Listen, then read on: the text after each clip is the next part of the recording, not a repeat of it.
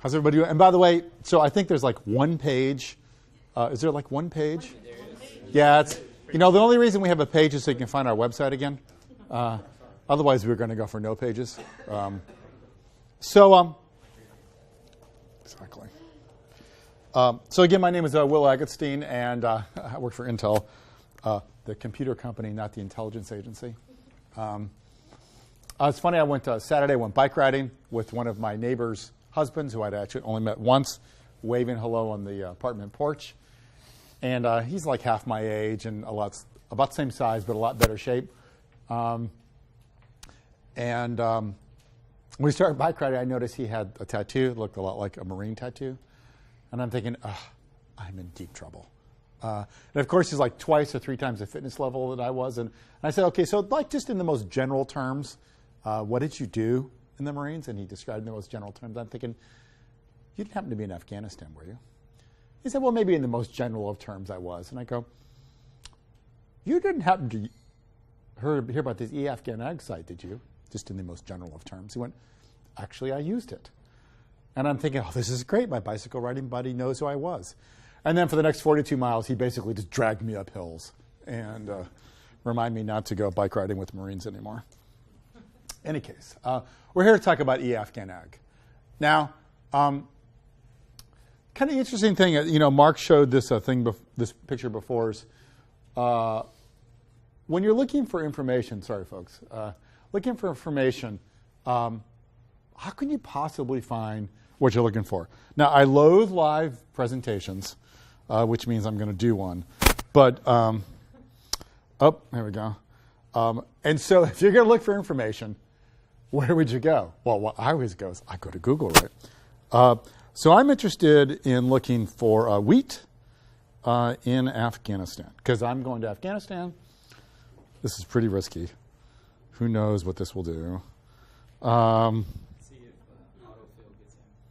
Yeah.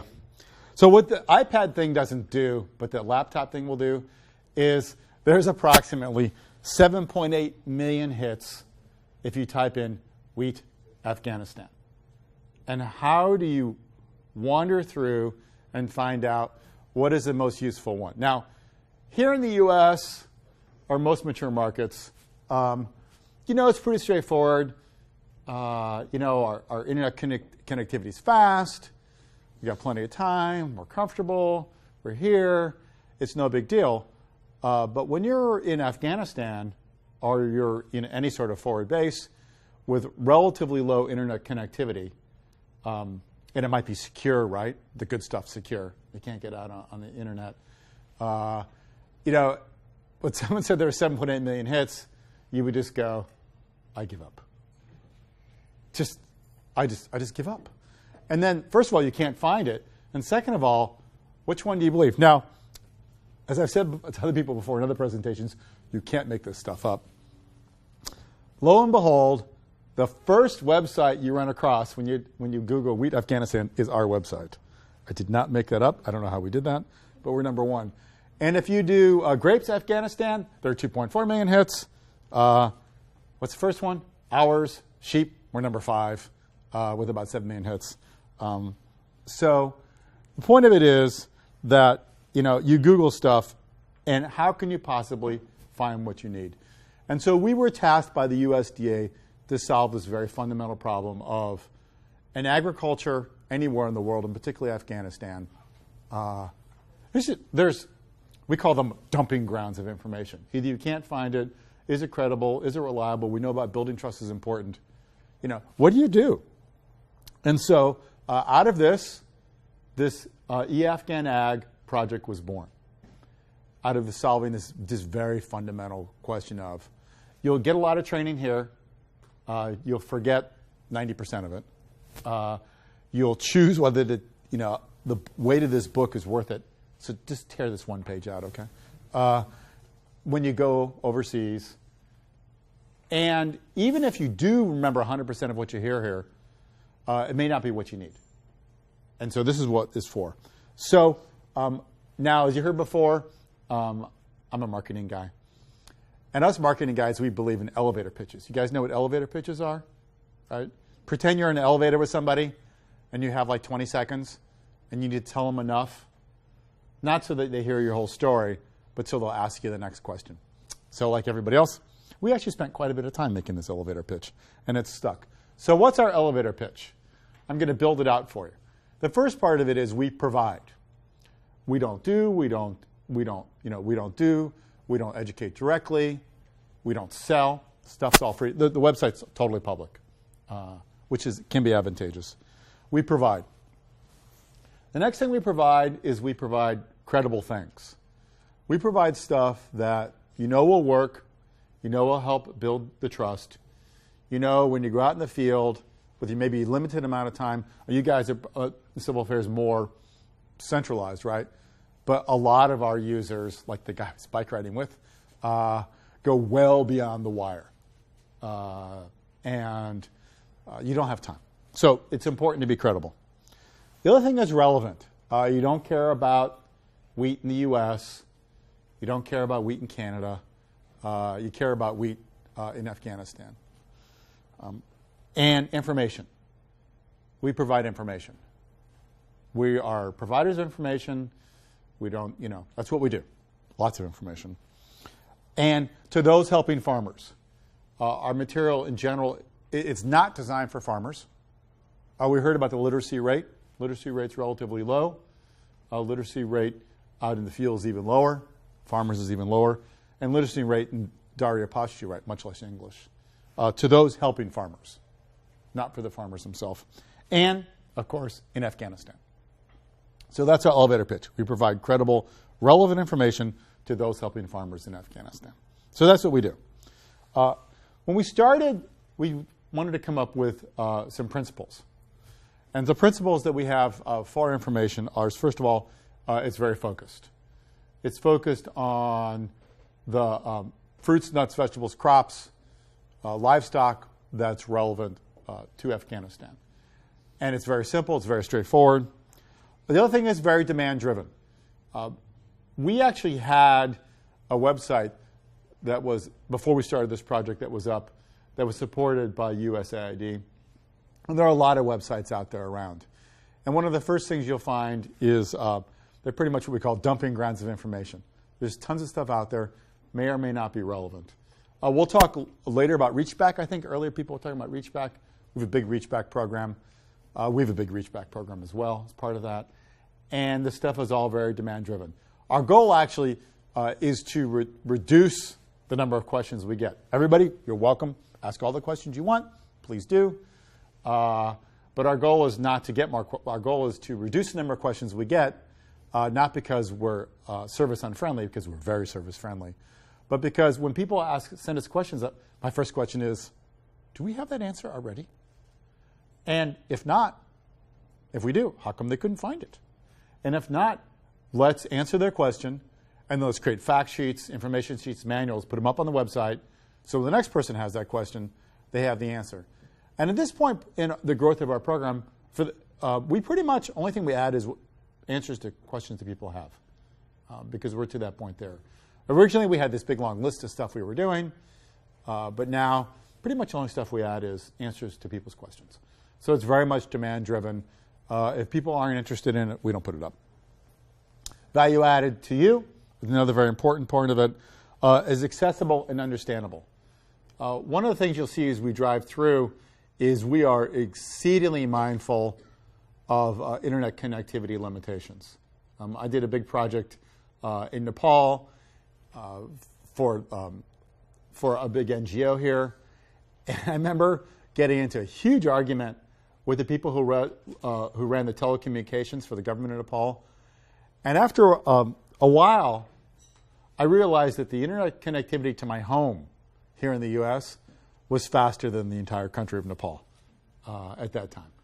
And so we are very mindful of the connectivity issues. And if you're going to download something that's big, you better make sure it's something you want if you're going to commit your whole night to go do it. The other way is understandable. And this means understandable all the way from those of us who are not agricultural experts, such as myself. One of my first trips down here with Mark, I learned that wheat was a grass. I did not know that before. All the way to those who are absolutely experts in agriculture, are those who are experts in veterinary science. So all the way in between, also related to people who are helping, as well as a lot of stuff for the Afghanis as well. We have a bunch of stuff translated. Okay, so now where do I go? And again, we're back to risk. We're going to run live. All right, so here was the results of our search. I hope the hotel did not lock me out here. Please don't lock me out. Nope, there we go. Okay, so we're live now. And we're going to take a drive through of the website to kind of see the stuff that we have. And can you guys see this at all? A little bit? All right. It's also a little risky because our pictures change every time you go to the website. So, all right. All right, so the first thing is we have province information. Every province, every major province. Helmand? People going to Helmand? Helmand? Possibly. Okay, let's go to Helmand. Okay, so the information we have on the provinces vary depending on the kind of information we have, but pretty much all the information here is the important stuff is here for every province. So the first thing is major agricultural activities. So if you go to a province, what are the major ones there? Not one of the major ones in other provinces, but the province that you're going to. And so Helmand is famous for producing fruits and vegetables, such as melons, cauliflower, etc., animal husbandry, etc. The other thing is potential development themes. When you go there, what are some things that you could do? And then some summaries, maps, and reports. So let's just drive through a few of them. One of them is province overview. Please work. Here we go. Here's a province overview. It's one page, information about Helmand. Now, for those of you who are in the military, civil affairs, you probably have a lot better summaries. But it's good for a fact sheet. It's good for those who are going. It's also good for your families who go, where are you going and what's it all about? You can point them to this website. It's public. You can talk all about that.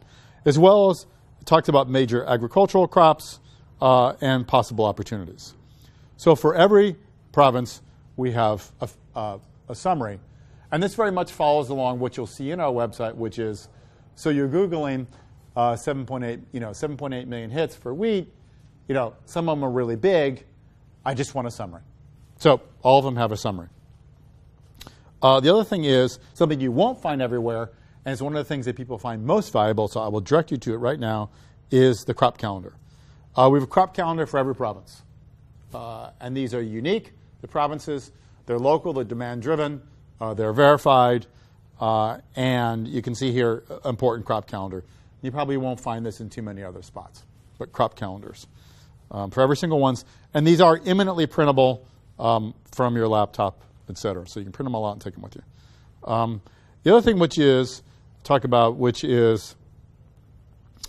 provincial indicators, stuff like that. There's maps. There's satellite imagery. I put this up there. I laugh. I bet you guys have much better satellite images than we do. But send them to your family. They can see where you're going. Then there's a provincial reports from the ministry. And there's my favorite. If you have a lot of time to kill, there is a socioeconomic and demographic profile. Please load. 2.6 megabytes about the province. And there's one for every province. In there, by the way, you'll find out all about socioeconomic indicators. When you're talking about the age group, I went and looked, and when this profile was done, 25% of the Helmand province was under the age of 4, which you will discover on page 8 of this exceedingly large document. And so it's a great way to go through and learn all about the province you're going to. So for every province, we have this kind of summary and this kind of stuff. Oops, here we go. But again, we're all about, not necessarily about provincial summaries. They're useful as a background to get ready. They're also exceedingly useful, again, for your family. You want to know where you're going. It's public information. We also are all about crops, fruits, nuts, etc. So I guess one of the important ones here, I'm not an agricultural person, but I guess melons are important. So let's do a little drive-through of melons. So this is like every other page we have on every other topic, which is, it gives you kind of a short summary. So all of them have problems and opportunities. When we started the website, when we started doing this, we actually didn't do problems and opportunities because we didn't know anybody wanted it. And then after a bunch of input, people said, can you tell us what the problems and opportunities are for everything? And Mark and our team, we have a team of grad students. We have a team of postdocs. We also have access to a wide variety of academics, professors, and those people with a lot of experience in the field. I mean, a lot, decades of experience working either in the field, some for the military, some from NGOs, some for the Peace Corps, some as agriculturalists, access to them. And as I'll point out later, access to 50 other universities, including all the ones that are here. In any case, so we went through on all of the provinces and all of the agricultural things, problems and opportunities. So here's the problems, pollination, then integrated pest management, that's what the IPM stands for, melon fly, et cetera, and information on that. And opportunities include seed selection, cold storage. I think someone was talking about cold storage at lunch, right? Cold storage, and all about that. But again, let's go back on how every one of our areas start. The first thing I look for, no matter where you go to, is the fact sheet. The fact sheet are all one page, part of the deal. Give you just a very basic background about whatever this is, all about watermelons. Optimal temperature, tolerance, water needs, waterlogging, drought tolerance. Talk about all the aspects of watermelon. And every single one starts that way. And then in the production, right? General vegetable production, diagnostic fact sheet, talk about tunnels, which is a way of extending the time that you can plant and manage crops. Here's a little thing about tunnels. You can see this from the USDA FAS. You can see the many organizations that we get information from. And so this is all about doing tunnels and stuff like that. There's a lot about use about pesticide. There is a lot of information about pesticides and safe use of pesticides. How much of all that safe use is around the world, I'm not sure. But if you want to learn about pesticides and things like that, there is a lot of information about pesticides. Harvesting, there's an interesting thing about post-harvest management. So fact sheets about post-harvest management. You can talk about each of these items, right? And you can see again, they're all mostly one page. A few of them are a couple pages. But again, they're in all little chunks of information. All videos, instructional videos, should be less than 3 minutes. When I tell people to send email, because I do management, right, I tell them, no email should be more than a screenful, because nobody's going to read beyond that. We have a lot of one-page documents. And it's not because they're not informational. It's because it needs to be just when you need it. The other thing we have a lot is videos. And you can see here melon packing and cold storage fact sheet and video. So you press on the video button, and there's a couple things you can have. First of all, there's a video, and it says you can download a video, and again, low-res video, and we tell you how big it is. So before you commit your life to a gigabyte video, this one's 3 megabytes. The other thing is we know that a lot of our videos are hosted on YouTube, and we know YouTube is one of those sites that is blocked in a lot of countries. And so for all of important videos, we host the video ourselves. So you can get the really we all have the fancy YouTube video. We have the download. You can download the video. We have all that stuff. We also have a streaming one that you can stream. And due to this technology things, we were talking about technology before, they don't stream on iPads or iPhones, but they'll stream on your laptop. So again, a lot of instructional videos. Not all of them involve a piece of machine shaking a tree, but a lot of videos. And when you press the video button, you don't really need to cross your fingers, because it's not going to start downloading a video. It's going to take you to a page that goes, okay, here's all the different ways you can see the video. Again, we're very mindful of the internet connectivity. We're mindful of how you want to use it. Do you want to stream it? Do you want to download it? All that kind of stuff. So when you say it'll show you all the different ways you see the video, do you mean like in Pashto, in Dari, in English, You know, if they're available in Pashto and Dari, it'll tell you that. So it'll tell you what languages it's in, how to download it, how big it is, all those kind of things. Most of our stuff's in English. Well, everything's in English. We have a lot of stuff that's in Dari and Pashto as well. We have manuals, we have books, we have some videos. I think they're subtexted. I think that's the right word, right? It will tell you what languages it's in. We have more printed stuff in Dari and Pashto than we have videos, but it will tell you. All right, questions on that? Continue our drive-by? It's all pretty darn risky. Okay, so obviously for each province there is all that information, tell you the important stuff. But what if, you go, well, I really don't want to be driven to where this thing tells me about my province. I want to look stuff up myself. And so we have here on our homepage here all the various kind of things. So let's...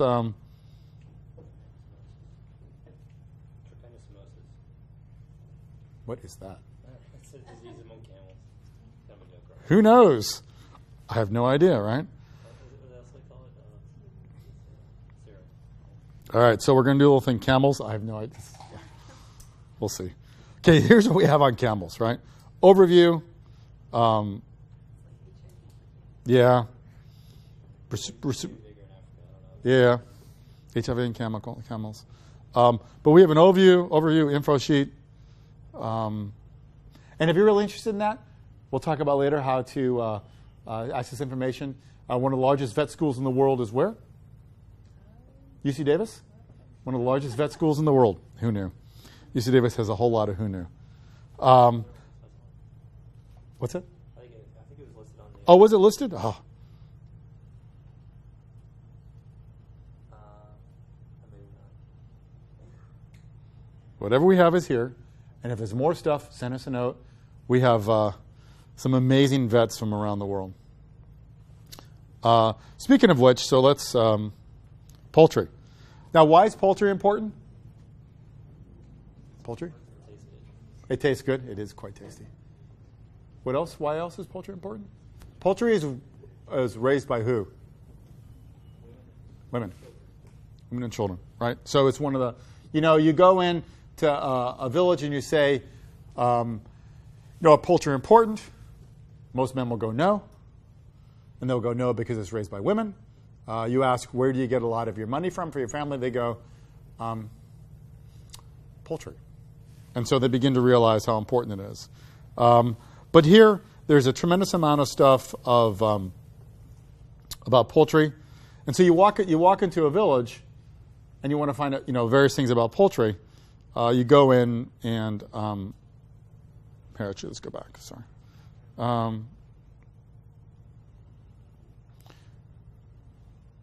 right, so you walk in, you want to know about poultry. I know nothing about poultry.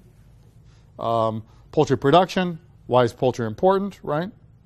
Women and small children, elderly, main challenges, attitudes, disease and prevention, housing and feed, right?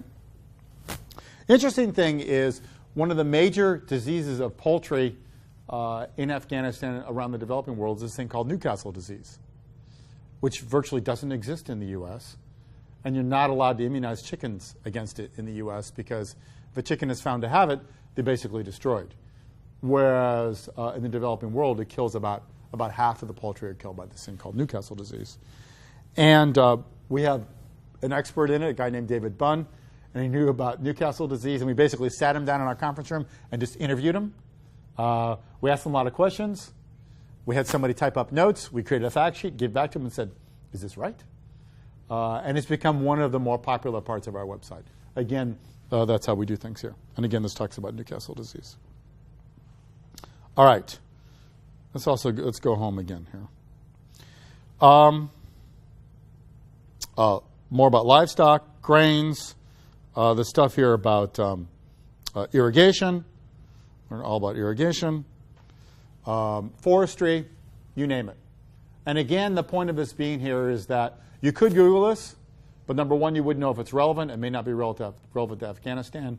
And when you're sitting in Afghanistan, you have a lot of stuff more important on your mind. than wading through 8 million web pages to try and find the most important one. Okay, so now let's just go. Okay, that's great. And we actually did this little "What's New" Post-it sticker. It was again demand driven. Somebody sent us a note and said, "Your website is great. We love it. It's got a lot of great information. But you know what? I don't want to troll through every month trying to find out what's new. That's not a good use of my time. What you guys need to do is tell us what's new." So sure enough, being demand-driven kind of people, we added what's new. And so you can see here what's added in May, April, all those kind of things were added there. And so you can see, in May, we talked about irrigation, fact sheets, soil, maps, markets, flood risk maps. And again, here we go, poultry, Newcastle disease vaccination, the eye drop method. And there we go. So again, if that's something of interest to you. No, let's don't watch the movie. It starts by, apparently, you should gently pick them up. Who knew? All right. Aggressively capture chicken. Who knew? The point of it is you can find that information out. Now, the other thing is interesting, which is, okay, so what if you have a question? And again, I said our goal is to reduce the number of questions. Not that we don't want you to ask. We do want you to ask. The point of it is that we want to reduce, answer everybody's questions. So, after much worrying and angst, we decided on an email list, which is expert. And so there's an email list. I think it's on there, expert@eafghan.org, right? So you can send an email to any one of us or that list there, and you get you can either fill out this web page or send an email, and we have a commitment to get back to you within 24 hours with either an answer, or when we'll get you an answer, or often more questions, or letting you know when things are closed. And most questions are answered within a few days. Some of them take longer if they're really difficult. But again, it's a reach back related to the topics we have here and related to other topics. And again, our goal is we're totally demand driven. And we want to be able to answer your questions. And so we have that there. And so it's a way for you to do that there. The other thing is that we really value material from you to add to the website.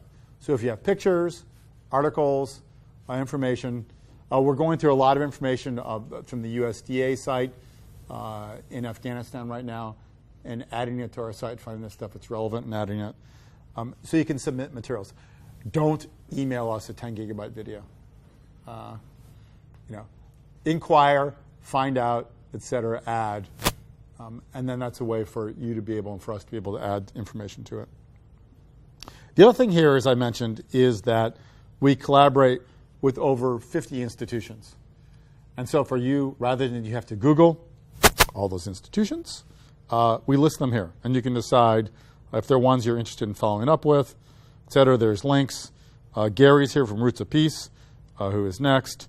Universities, CIMMIT, National Research Universities, and then, you name it, places you can look for other information without having to Google it. All right, make sense? All right. Luckily, we made it through our drive-by on the website without it crashing.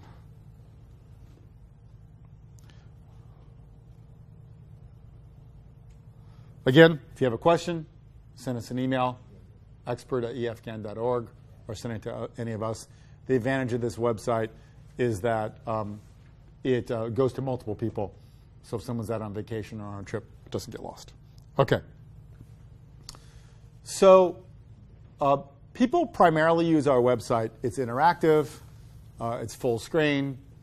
It has all the materials. It plays all the videos, whereas, as I said, some of them actually don't play on iPad or iPhone. But we all know that there's certainly not Wi-Fi or internet every place in the world. And in Afghanistan, that's particularly true. Beyond the wire, particularly true. So we developed this thing called a remote solution application. And it's a pretty fancy name, but it's a pretty simple concept. And it's designed to be able to solve this problem of downloading files in low bandwidth region, remotely access information, and videos in the field. And we started this initially with this concept of developing this, and we developed it a while ago. And it's primarily for those who want to be able to get the information and when you don't have access to the internet. And so it's available now. Actually, it's been available for quite some time. Works on iPhones, iPads, Android devices, Kindle Fire, et cetera. And uses on the iPhone and iPad, it uses this application called GoodReader. And what it fundamentally is, it is a way for you to be able to download all of our PDF files. So the way to think of it is, it's a PDF file reader. And it lets you know that give you a hint that every file we have is a PDF file. Now, we chose PDF files. Originally, most of our information were in PowerPoint documents, et cetera. And when we started this project, one of the things we did is that we got a lot of user input that says, I don't look at your stuff because your PowerPoint presentation is like 60 megabytes. And I have to commit myself for a week in Afghanistan to download something in 60 megabytes. And I don't know if it's right. And the first thing I did as an IT guy, there is no way this thing ought to be 60 megabytes. And you delved through all the documents, and we discovered that they were mostly due to the pictures and a lot of graphics that there was no reason they needed to be that big. And so we went through a process of reducing the size of all the documents, reducing the size of all the files and the pictures, and make everything a PDF file. And so the way you fundamentally do it is for those of you with iPads, you download the application, you download the files while you're here in the US, where you have the bandwidth equivalent probably to the whole country. And then when you go, it's with you all the time. And one of the guys who's one of the prime supporters from USDA originally, Lee Schatz, actually I was talking to him today. He said he just updated his iPad app today. And so you just update it whenever you need, whenever you want to. Actually, if you downloaded it today before you went, you probably never need to update it. Not all that many documents added, and it's not worth trying to find a Wi-Fi access point in Afghanistan in an insecure location. Update it. So you do it via Wi-Fi. It doesn't do it via cables. And you can download individual videos as necessary. So, yes, ma'am. I was just going to ask. So I know, funding for this project will wind down next year, but my understanding is the USDA will keep the website online. Is that right? Yeah. So the funding from the USDA will wind down 2014. We are committed to keep the website up and running. So the E-Afghan Ag website, it's actually hosted locally at UC Davis. We're committed to keep it up, and we're actually looking for additional funding to be able to continue to maintain it and to improve it.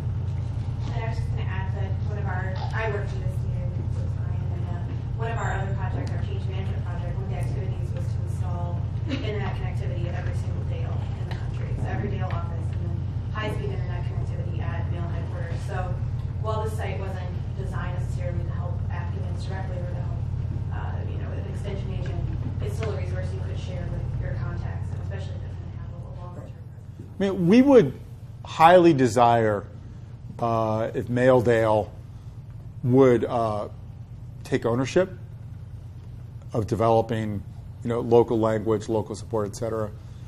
But, for us, we think it's important for those helping farmers. We think it's important for moving forward. And so while we would just love if there's local support, we know that this is a great way to be able to provide a lot of help and a lot of support in Afghanistan. There's a lot of good resources. Especially even if the video doesn't have local language subtitles, just viewing a technique for proving or something like that is a visual aid that could be passed on beyond your presence there. Exactly. And there's my email address too, by the way. Hey, we have a minute to spare. Okay, thank you.